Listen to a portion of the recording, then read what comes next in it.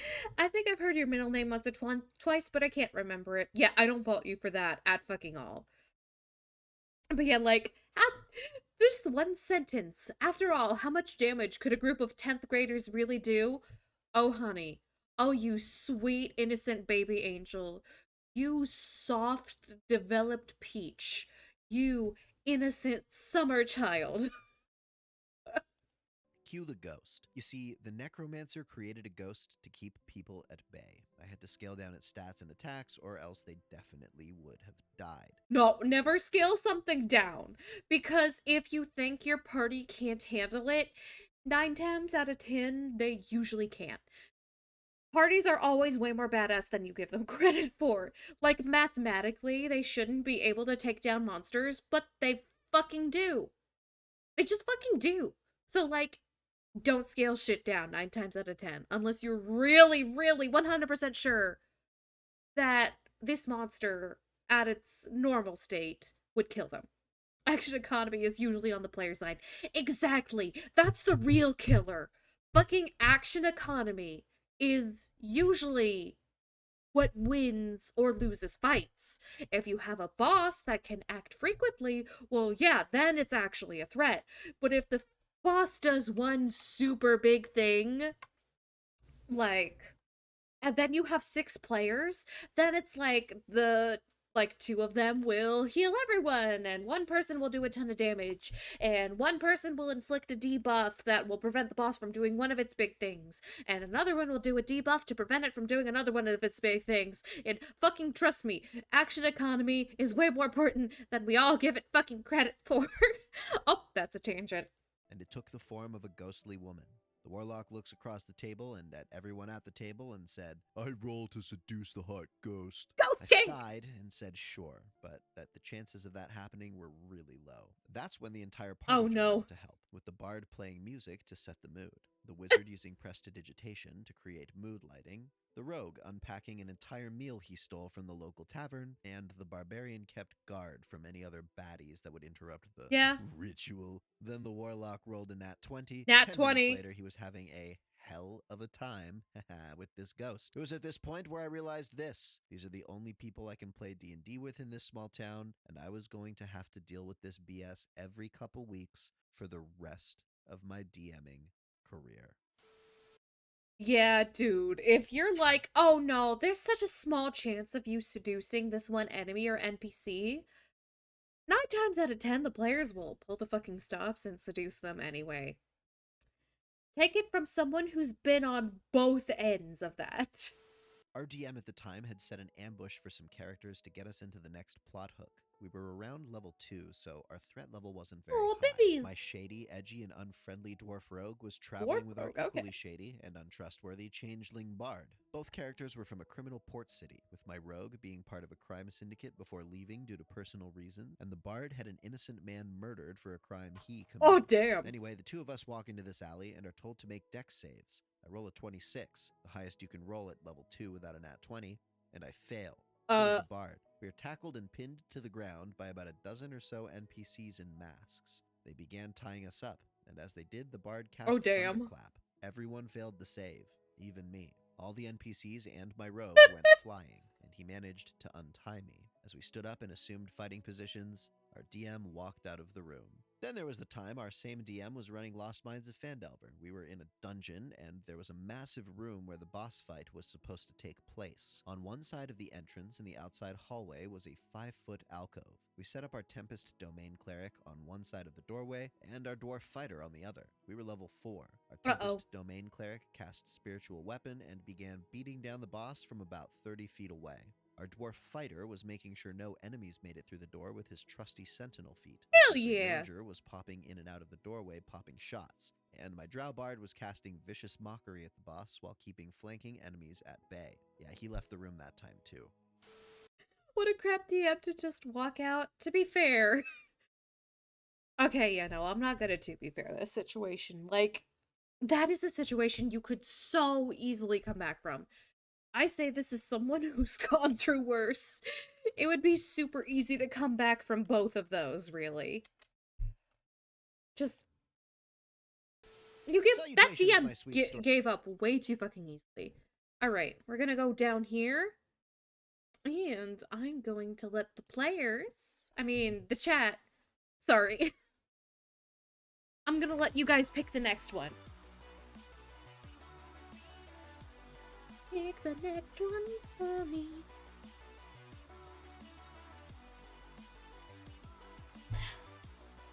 Well, I'm going to prepare a... Alright, I'm gonna head out now and get to bed. Good luck, have fun. Have a great sleep, Infey. Infey, yes. I hope you have a great time, and take care of yourself. Kiss on your forehead.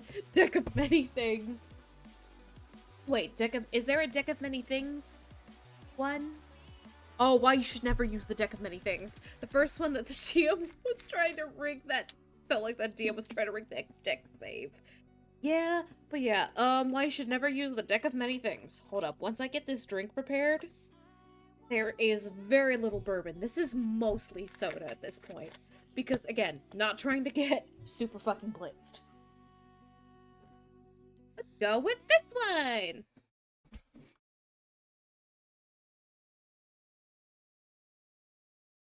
I said let's go with this. Brian Von Vier here, back at it again with another story. Today it's the guy that sounds like he's from the Jackbox Party Pack! Use the deck of many things. Hey, bitch! We'll stab you in the back.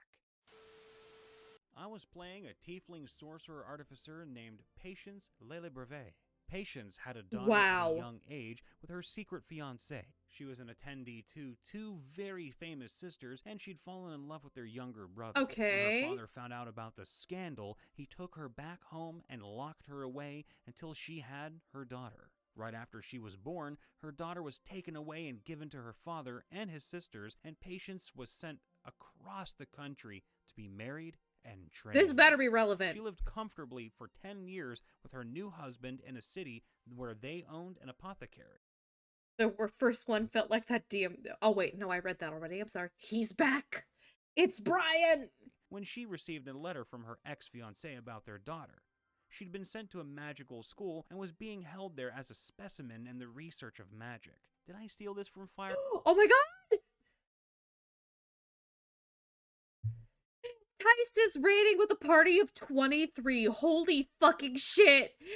And I'm getting the assy art. Pussy. Cock. Balls. Oh, and some really good tits. Hell fucking yeah. Zerkat, welcome to the library. I hope you enjoy your stay. You are now a part of my story. Oh, piss god, redeemed to hydrate. Let me take a big old hydrate.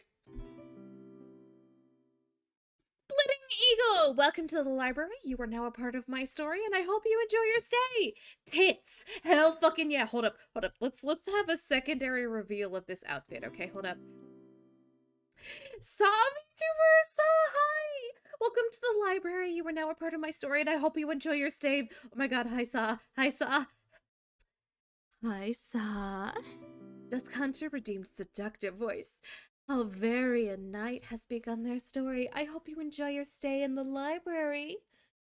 And you are now a part of my story.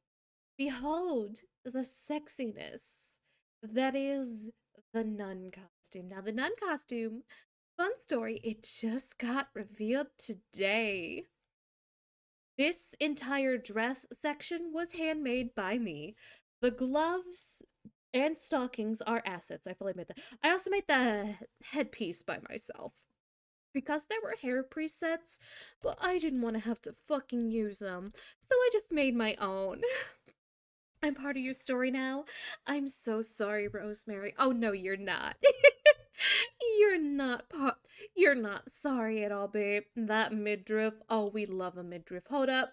Midriff moment. All right, someone give me some dirt on Rose. It's memeing time. Oh, you will not have to venture very far to find dirt on Mama. I promise you that, it will be... Oh, it will not. Fun fact, yes, I like werewolves, and I like the idea of the werewolf knot. I'm going to fully confess this on stream, cause listen, I've been sipping the dumb bitch juice, so it's time to make some poor choices and reveal a lot of dumb shit.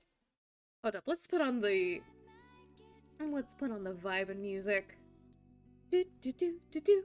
Werewolf boyfriend, eh? I mean, I wouldn't mind one. I mean, I could share him with Coffee Bean. 'Cause, you would like that too, wouldn't you, sweetie? Mwah. But yeah, I have a lot of things I like aside from werewolves. Let's see. I just revealed my ghost kink on stream. Let's see, there was the ghost kink. I have a kidnapping thing. What else do I like? I like being tied up a little bit. Alter nut the 69th sense. And Helveria Knight redeemed a very special.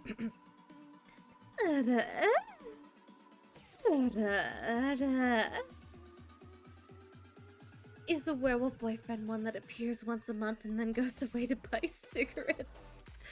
Oh, why would I keep him nearby when he's not a werewolf and we could do other kinky stuff together? I'm not gonna discard someone like that. I value the people who are near me and in me. Arilu, I hope I said that correctly. If I didn't, you can correct me. Very interesting. Thank you, ma'am. You're welcome. Anything else that you need? Perhaps to confess your sins? Rito is Pogger's artist. Ooh, let me check out some of her stuff. Hold up. I am not Pogger. Nonsense. You're Pog. If Ty says you're Pog, then you're fucking Pog. And that's all there is to it. Not gonna lie, Rose's voice is doing things to me. Oh, I could do so many things to you, sweetie. Fun fact, I had to increase the price of the seductive voice redeem because people just kept using it so darn much. And it was so tiring. So I had to make it a very special thing for people to save up for. And now here we are, with a very timely redeem. Ah yes, supply and demand. It was so demanded of me. Economics 100. That's a Skyrim reference. Lead the Berserker redeemed a costume switch. Which costume would you like to see me change into? Wait, only 2.5k? Easy. Sounds gay? Alright, hold up. I'll be right back. I'm going to switch into the sounds gay I'm in costume. Which, hold up. Where is it? Hold up. I know it's here. There it is. There it is. Give choices? Yes. Fun fact, if you type !costume list into the chat, I have a whole bunch of costumes to change into. Why? Because I love dressing up. Strips. Oh, no spaces between costume and list. It's all one word. Anyway, here I am. I'm back with Sounds Gay. The Sounds Gay I'm in costume, aka the Gay Pride costume. Behold, the t-shirt was 110% made by me. There was nothing about this that was like done by anyone else. I also did most of the makeup that's on my own face, not the lipstick. That was made by Argama Witch, which, by the way, I love the lipstick that I bought from her. It's so sexy. It's got that little bit of a kick to it, you know? Swimsuit? Oh, yes. Hold up. You know what? I'll change it to that one for free. Hold up. Let me show off Sounds Gay I'm in real fast. Okay, hold up. So we've got... The skirt was not made by me. So we've got... Sounds Gay I'm in. Hold up, we're gonna pose. Pose. Pose. Pose, pose, pose. And we pose. And we pose. And we pose, pose, pose. Is that a Coomer's uniform? You are absolutely fucking correct. That is 110% a Coomer's uniform. I thought that doing outright cooters would be a little bit it would be seen as a little bit much, so I went with Coomers.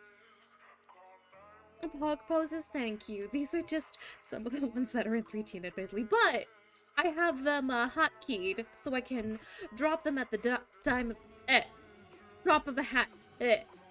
Yeah, it's like I was on the verge of doing outright cooters, but it was like, wait, what if people think I'm trying to emotionally manipulate people? And it's like, no, I don't want to do that. So I'll just be safe and go with coomers.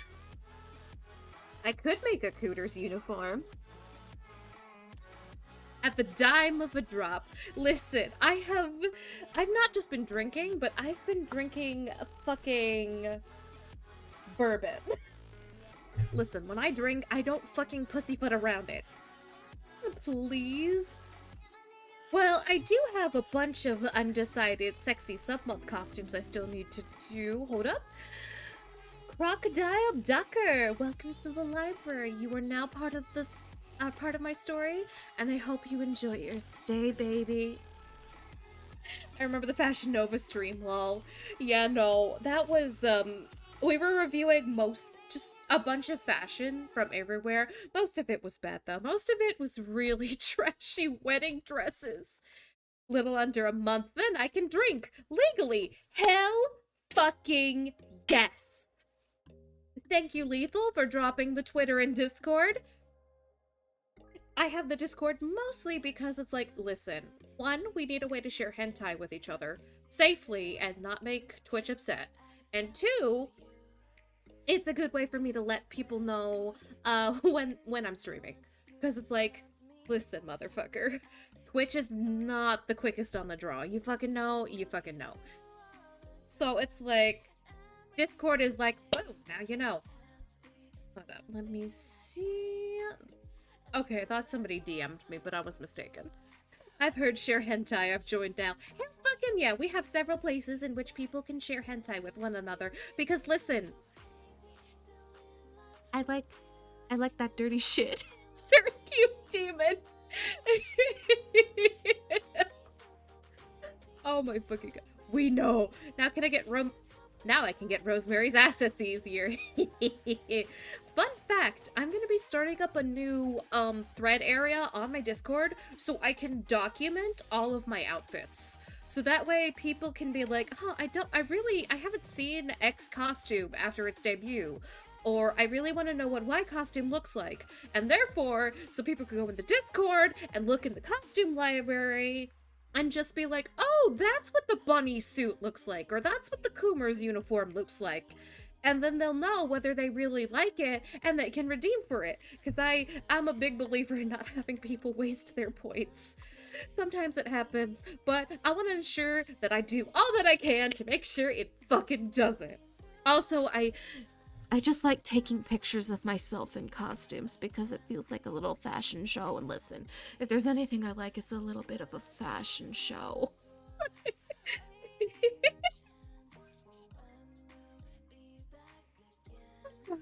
No Cooter's uniform? Shake my head. If you want something done right, do it yourself. I mean, I wouldn't mind. But I'm also going to be trying to model a Cooter's uniform because it's like, listen, for this one, the one I made, I just did something real basic, just really based mostly off the Hooters uniform, though it's the t-shirt and the short shorts, but I do plan on making a more elaborate one, especially with the sexy sub-month redeems. The classic. Hell yeah, we love the classics here. Clearly the answer is Tice draws one and Rose makes a model based off of that. You know, it's like whatever order it happens in, it fucking happens in. Fucking cheers to that. Yeah. Mix a Nikki. But yeah, it's like, so how many more are you working on again? Okay, so I've made 2. Okay, so I've made one and I'm working on another, and that still leaves 16 more sexy sub-month costumes that I need to work on. I have 16 more works in progress that I need to do. Yo, unlimited whip works like me. Oh yeah, no. I love making costumes, so I had a thing called Sexy Sub Month, where for every sub that I was done or resubbed or gifted, I would add one more sexy little model to the workload. And then at the in like the last 2 weeks of it, people started gifting subs like fucking crazy. And so now I have 16 specifically sexy costumes that I need to fucking work on. Which I am eternally grateful for, because don't get me wrong, I love doing this shit. I wouldn't have made it a thing if I didn't fucking love doing it, you know? Like, hold up, I'm gonna give you a freebie. Hold up. I'm gonna go into this AFK, because I'm gonna give y'all a fucking freebie. One that is, like, 99.9% Mama Rosemary's hard fucking work. Now, this is also another fan fucking favorite. Like, at first I wasn't sure if I could pull this off, but everyone was like, Rosemary, we really like this costume. So, Racing Queen! Now, the Racing Queen costume. There is... The number on here is supposed to be 69, but there's no pose where I can really show that off. Hold up. Ah! Oh! Oh! There we go! There we go! You can see the 69! Yay! And this, on the waist, it says Livify Racing Company, because that is the VTuber group that I belong to. And then there's my name on the hem. Now I'll make it orange and white. Holy fuck yes, I will literally fucking nut. The boots, made by me. The dress, made by me. Microphone, made by me. The only thing that is, like, clothing-wise that I didn't make was the fishnet. Hog boots, thank you. I really wanted to do something unique to this dress. Some people were, well, not some people, nobody advised me on this, but like, I was like, no, I want to make something that is unique to this outfit. So, I'm gonna make some sexy little boots that go along with it. Hold up, let's see. There we go. Everybody just really goes crazy for this particular outfit. Hold up, my alarm's going off. You're fine, you're fine. You're not exploding, you're fine. Fishnets, oh yeah, I make it plenty of excuses to wear fishnets on a daily fucking basis. Inner side boob, hell fucking yes. I'm really shocked that Twitch isn't upset by this. I'm really glad for that, but I'm kind of shocked. Okay, Rose, I gotta go for dinner. Have an amazing stream. Thank you. I hope you have a great rest of your day, Tights. Mwah. Keep it up. Do the amazing amazing work. Sorry, I'm a little drunk. I kiss you on your forehead. Respectfully. Although I can do not respectfully if you want anyway, but bye! Anyway, we're going to... What did I read? Side boob is SpongeBob. Bucket sponge. Sponge boob square pants. Sponge boob square pants. A little drunk? So what's Rosemary like when she's quite drunk, Okay, for starters, I talk a lot more about really dirty shit. Sponge boob square pants. A handful. You know, considering Coffee Bean lives with me, a handful. Affectionate. Aw, thank you, sweetie. Alright. We're gonna go back to the D&D stories, but, I'm gonna keep being a fucking handful. Listen, you can't fucking stop me.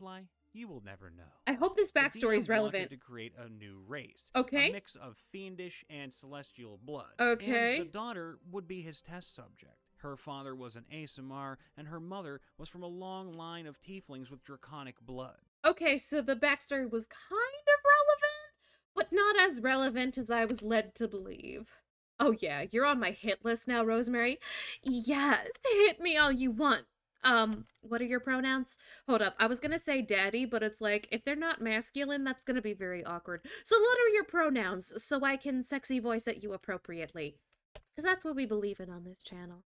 He, him cursed. Okay, so, oh yes, daddy, you can hit me up all you want. Ladies can be a dad? That is true, Resnick. But yeah, I just go with mostly what the person prefers to be called for. So it's like, if they want to, if it's like, please call me she, her, it's like, okay, your mommy. Call her daddy. Knock him up. Hashtag trans inclusion. Only to the group that's like, so there's a lot of trans people who's like, don't want to be knocked up because this is where but it's like, we respect everybody here. Everybody gets involved in the kinking business. My character was obviously angry, and she left her husband to rescue her daughter. Hell For some yeah. reason, she never fathomed the idea she could leave at any time. Rose is a wonderful father figure. Huh, not sure how I feel about being called daddy. Mostly I've been called mommy at this point. Or mama. Mother. Usually Mimicutie calls me mother. Which is like, just fucking reminds me of shit posting about my cats. Huh. Let me think on that. She wasn't stuck there, and she didn't have to listen to her father. Hell yeah! At the age of 25, she finally realized she had free will. Hell She was fucking yeah, venturing to bitch! this school/research. Oh, the piss god redeemed to hydrate. Okay, let me take a big old sip of water. I think I've done great on pacing myself, though. Last time I did a drinking stream, I went a little too far too fast. Not dangerously so, but I did get a little more fucked up than I was intending to. But it's like, I'm coherent, I'm vibing, having a great time. You missed a follow too. What? What? As a 9! Welcome to the library. You are now a part of my story, and I hope you enjoy your stay. Here is a free kiss on the forehead. Mwah. Thank you, Lethal. Center when she met Vogan, a human Fair, monk. it's kind of He was interchangeable for also me. on his Yeah, way to that's the fair. school to retrieve Like, scrolls listen. that had been stolen from his sanctuary. Gender may They be fake, traveled but my together, and titties while are completing fucking a task real. For freeboard, they My met fat Urinray, fucking the mommy Kenku milkers. Druid, and Aisling, the Elven Ranger. The duo helped us My super complete our stuffed task mommy and milkers. asked if they could travel with us as they were headed toward the same city. My hoinky boinky doinky boinks. Drunk Skyrim was a wonderful experience. That was a one of a time deal. Yeah, it's like next time I do Drunk Skyrim, I will be pacing myself very heavily so I can still play and remember and enjoy the game. Like, I'll be pacing myself like I am right now. I like to think that I'm an okay level of drunk. Too farther than here, and things would get messy, and we don't want that. We just want just a little drunk so people can still consent. Hell yeah! Can I get an We amen? thought the party was complete. Like a when we different had a amen. I late know there's one joiner, and amen, but it's halfway like, to the can I city get of additional Ivywall, amens? we met the halfling barbarian Nibs Pewterhorn, the Scottish Nibs. talking, feet What a fucking stomping, name. beer chugging tank of the group. He was lonely and decided to tag along because the mountains he wished to defeat were in the general direction of Ivywall. Reaching Gay men? Can I get a boop boop boop? Do do? Can I get a gay man? You're fucking valid.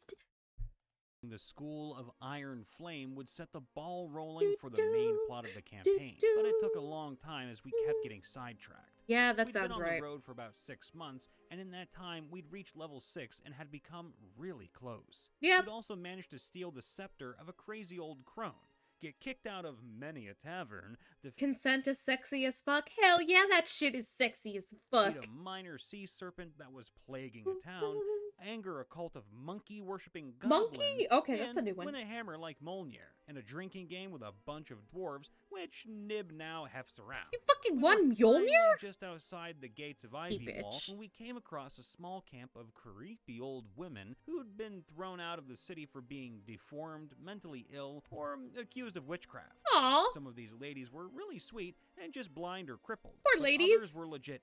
I'll sacrifice my grandchildren to Asmodeus. Creepy. They all Voice. lived But yeah, I'm gonna adopt all the sweet old grandmas. Because you know what? Grandmas deserve love too, and I'm gonna take good care of them. Just gonna adopt all the little non-creepy grandmas. I have a little non-creepy grandma cult, and which the cult is, it's not a creepy cult. They're just gonna knit a lot of really soft blankets and give them out to people who need really soft blankets. It's the most wholesome cult ever! in huts made of trash, and Aw. they formed a hunter-gatherer society outside the city. We Poor little stopped there for the grandmas. night while we planned out our siege of Iron Flame. What about the ones that keep calling you a strumpet? I would love to be called a strumpet. I want to be your dirty little whore. Hey, Coffee Bean. Hi. I want to be your dirty little whore. I leave you be now. Oh, I apologize, baby. I leave you alone now. I like the Our word DM strumpet. decided this was a good time to spring the deck of many things on us. Oh, One of the no. old women named Hilda had a deck of many things in her possession. Oh, She promised us no. this deck was lucky, and that all the travelers that had visited her had come upon great fortune. Oh, no. And that there had been many Wholesome cult. I've created a couple of VTuber cults partially by accident. Yeah, that sounds about right for VTubers, TBH. I like the nice old ladies that pinch my cheeks and bake cookies. Oh, bitch me to the fuck. I also like nice old ladies that are nice and will tell you nice little stories, but they're also incredible badasses and can fireball dragons. Those are my favorite kind of grandmas, because it's like they're wholesome and they're badass. That's literally my favorite kind of grandmother in the whole wide world.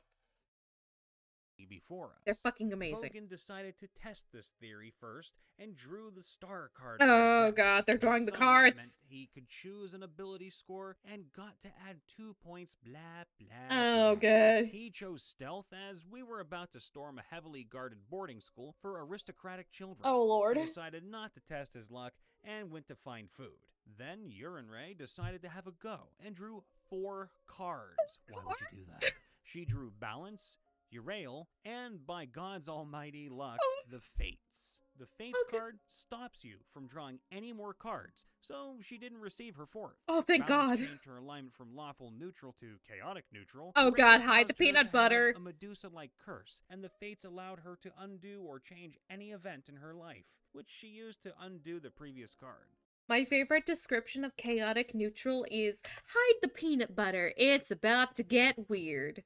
Which honestly I feel is true of a lot of chaotic neutral players and people who identify as chaotic neutral. It's like, listen, you could stab me in the back for a Fruit Loop, or you could cancel an incredibly corrupt CEO on Twitter.com over somehow finding out they said the N-word. Like, you know? Chaotic neutral, man. It's a hell of an alignment. You just made me think of Granny Puckett from Hoodwinked. I've never seen Hoodwinked, I don't think. No, I don't think I've seen it. Or read it, if it's a book. I've heard of it, though. Chaotic good bard is the best.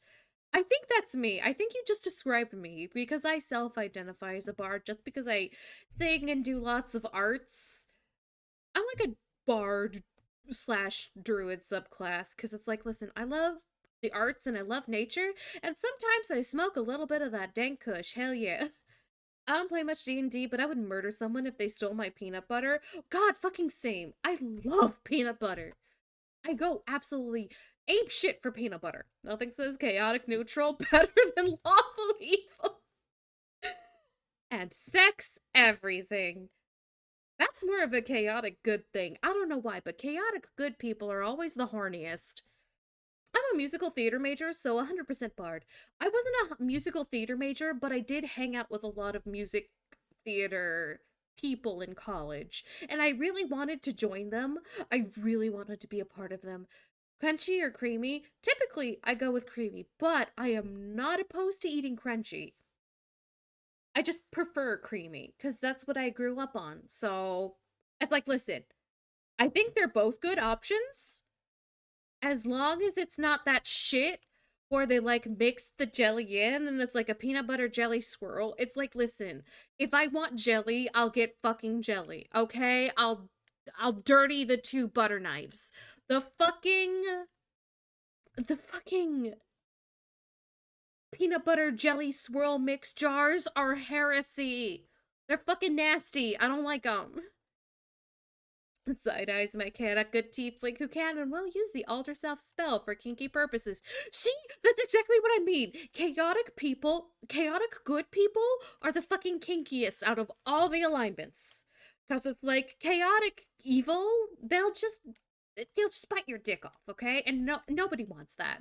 Nobody fucking wants that. Chaotic good will give you a hell of a time, and it'll be a kinky time, and it's like they'll introduce you to stuff you didn't know about, but it's like, hey, I actually really like this. But it's like, chaotic good, kinkiest alignment. You can't change my fucking mind. Change yourself to be able to lay the dragon. Yeah, that's what I do. Reminds me of a God War character. Oh yeah, you mean the one that literally impregnated 3 NPCs and we only found out about the one NPC that was impregnated? I'm just gonna take a knowing little sip.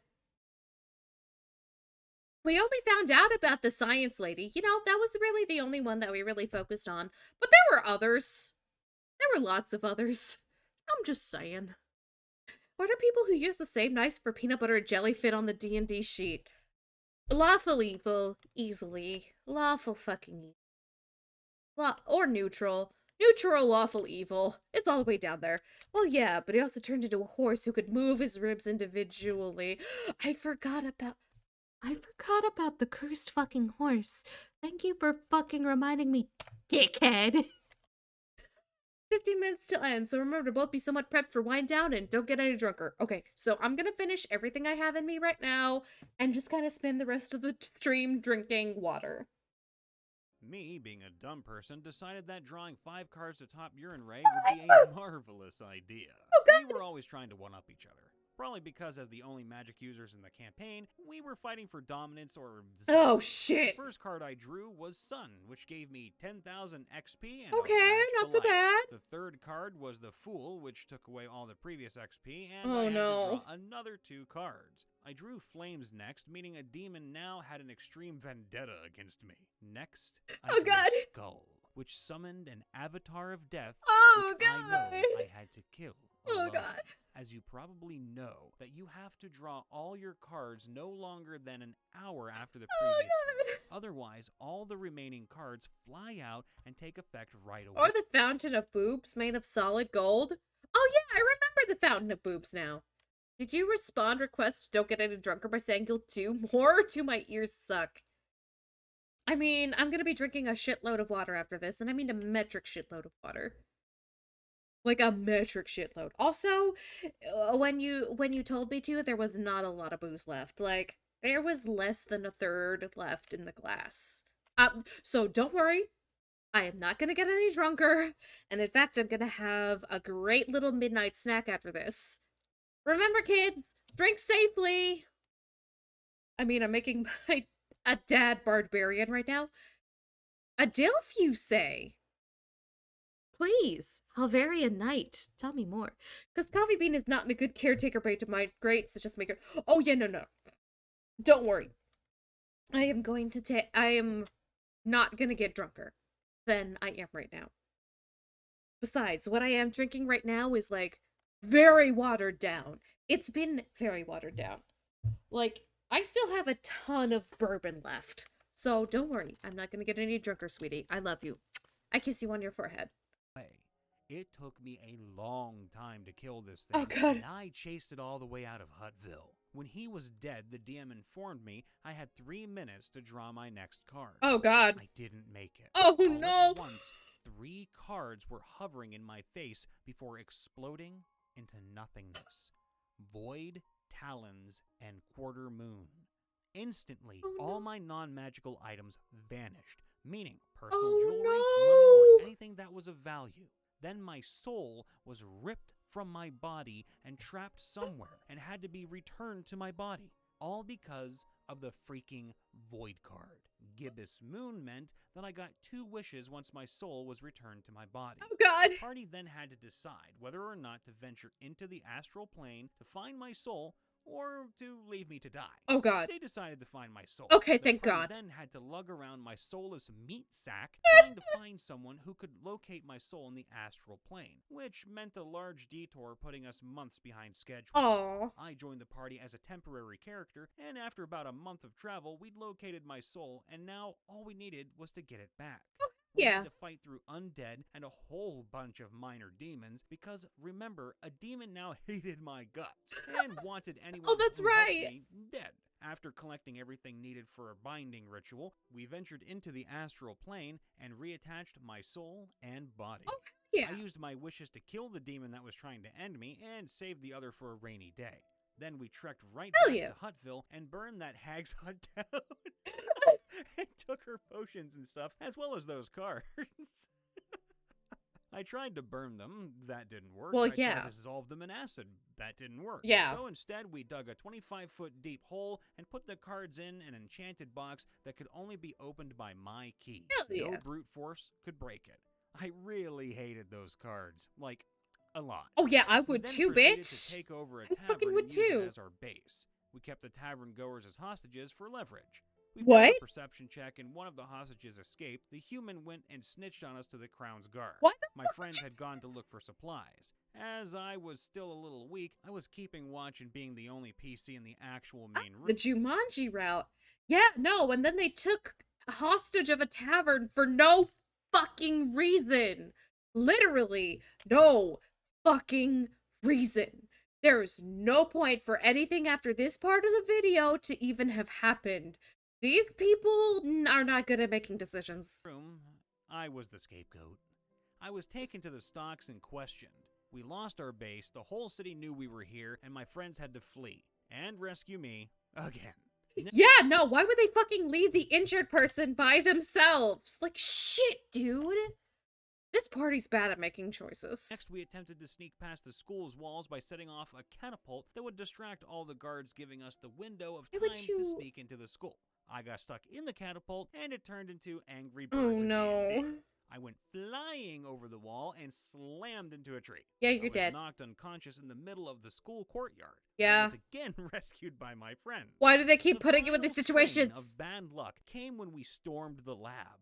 I failed a stealth check and tripped on a table, Oh causing no. a loud crash and for me to fall down. This drew attention to us. And as I was falling, I knocked over some sort of chemical which spilled on my body, and I was prone for 3 rounds as nobody could get to me. In this time, I was knocked from 23 HP to 12. Oh In the god. end, Aisling helped me escape from the lab, and the two of us met Nibs in the corridor. Nibs. We then made our way to the dungeons, kidnapped my PC's daughter, and made a run for it. Yay! And Ray killed the bad guy and ran around trying to find the library in the dark, and then tried to find the scroll among hundreds of thousands of texts. We ran from Ivy Wall like our lives depended on it. Which they do. For your information, it did. Because our plan did not go well, and the Crown's Guard were... For lulz, I bet. Yeah, probably. Also, thank you, Piss of God. I'm gonna take another hydrate. I really have to use the restroom, but considering there's like 10 minutes left in the stream, I really don't wanna. You know what? Fuck it. I'll do it. Let me put on some chill music while I do that. I'll do the second hydrate after I get back. Be right back.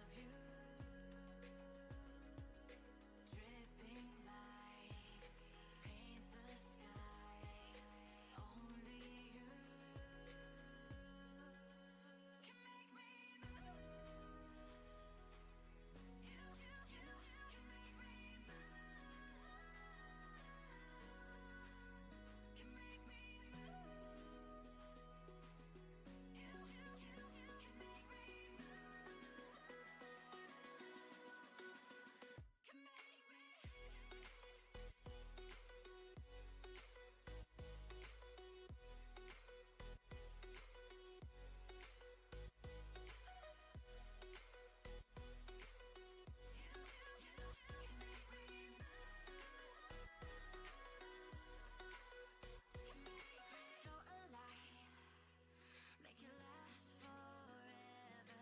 Stop in time, yeah, I'm surrendering. Hold tight, chemicals collide. Hold tight, hold tight, hold tight. Dripping lights paint the skies, all because of you. Dripping lights paint the skies. Only you can make me Alright. I return! The tribute has been paid. Man, I gotta use the bathroom 10 hydrates spammed in a row. Hold up, let me take the one that's been given to me. There we go. Alright, I am back now. I am very sorry about that. After this particular D&D video ends, we will just be going to chill mode.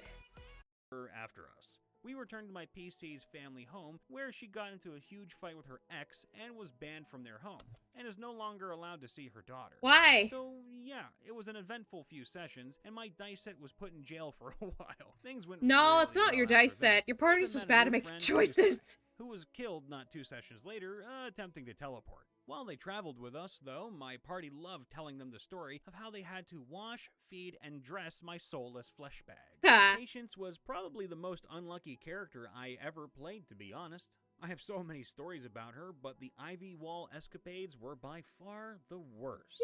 So, lessons we learned today, kids. Alright, it's 5 a.m. I should probably sleep now. Yeah, no, go to bed and take care of yourself. There will be plenty of other streams for you to attend. Take care of yourself. Kiss you on your forehead. Have a good night, Crocodile Ducker. Alright, and we are going to go into just chilling. Which means that it's time for me to just go into chat time. And I'm just gonna vibe in here until the end of stream.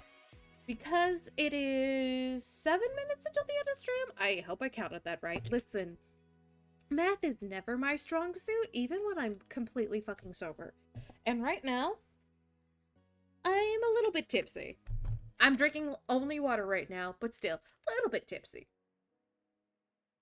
But yeah, if anyone has any questions, comments, stories, concerns, or other things that they would like to share with me and the stream, please do so now, because now is the perfect time, considering I'm not reading any more Dungeons & Dragons shit for the rest of the night, because the D&D drinking game has concluded. And what is the conclusion we've come to? Well, a lot of the shit that I put in active actually didn't fucking happen. I actually don't know why, but oh fucking well. It kept me slightly soberer. Do do do do do. And I'm taking a bunch of extra hydrates out of my, because I have, for those who don't know, I have this giant ass water bottle with me. I mean giant. It's literally bigger than my head. It's only filled with water. Water is the only substance that has ever gone into this bottle. And that's what I'm drinking right now, because I don't want to go to bed hungover ever again. That's something I'd like to avoid. How about that 9-second vid now then, eh? Hey! Right, X3 nuzzles pounces on you. Oh, no, wait. Oh, you meant the one you were... Hold up. Hold up. Let me... did you put it in... Okay, which one? When the Dripper's respectable, or Chips Ahoy is a sussy baka? Which is the one that you were referring to, Mimicutie? Because there, I see 2 here in memes, and it's like, listen, it could be either fucking one of these. Ayo? Ayo! Hold up, my boobs jiggle a little bit when I go in and out of poses. Cash money meme? They jiggle more when I do this. But yeah, I also make sure that all of my costumes won't get me banned on twitch.tv. The drip, but the second one is also a choice. Okay, hold up. Let me open the Chips Ahoy drip commercial and go into active so you all can see this with me. Because listen, let's remove the drinking rules. And it's like, listen, if this part gets yelled at when I try to upload it on YouTube as a VOD, I can just clip it and not lose a lot of the actual stream. So, you know what? We'll be good. When the drip is respectable, but the chips are impeccable. Chips Ahoy is here for it. No, I didn't mean to replay it. God fucking damn it. Wait, nope. Warning, if you watch second video, loud as shit. Oh, this is... Okay, let me... The drip is respectable. That is the part, the reading of that line makes me want to take a week-long nap. It just... They read it in the most professional way possible, and I fucking hate it. Gentrification. Yeah, no, literally, this commercial screams gentrification. This bitch, white. Yeah, so, let me read a couple of the comments. When the chips are bussin', but the drip is nothing. Yeah. Now I actually have a reason to not want to buy Chips Ahoy. Hell fucking yes. Oh. That sounds like a panel of boomers are trying to sell to a Zoomer. Yo, no, they really fucking are. The dead fucking ass. It's like, oh, we gotta connect to this market that has no fucking money and try to con them into taking money, even though they're into taking their money, even though they're already aware of all of the fucking plans that we have for taking said money. It's like, bitch, Gen Z is smarter than that. They're smarter than all of you combined. Buy our products, please, Zoomers. And the Zoomers are just like, no. The second one was edited, of course. Oreos are better anyway. I think Chips Ahoy and Oreos belong to the second company, sadly. But Oreos are way better. Oreos are fucking lit. I could eat Oreos literally all day long, gain 50 pounds, and not giving shit. I love Oreos. College Humor's Oreo CEO video is gold. I think I saw that. I think you actually... Okay, so anyway, the alarm for Cinewalis Kahlo has gone off. And that is my typical marker for time to get off of the stream. I love you all, and I love all of my new followers. Y'all are fucking great. I hope you had a great fucking time. Zoomers are like, weird chap, imagine trying to act cool, cringe, not gonna lie. But that's exactly what I thought. But I'm a millennial. Anyway, we make Oreos. It's like printing money. It really fucking is. Anyway, I'm going to end the stream now. Nice to meet you. Nice to meet you too, Halvarian Knight. It was great to meet all of the new entries into the library. Thank you so much for joining me for tonight's stream. I hope you all had a wonderful time, and I hope to see some of you again. Goodbye, mother. Good night, Mimikuti. I kiss you on forehead. Have a great time. Take care of yourself. Grab a drink, grab a snack. Have a good night's sleep, and I will see you on Monday for that night's stream. Bye-bye. Goodbye.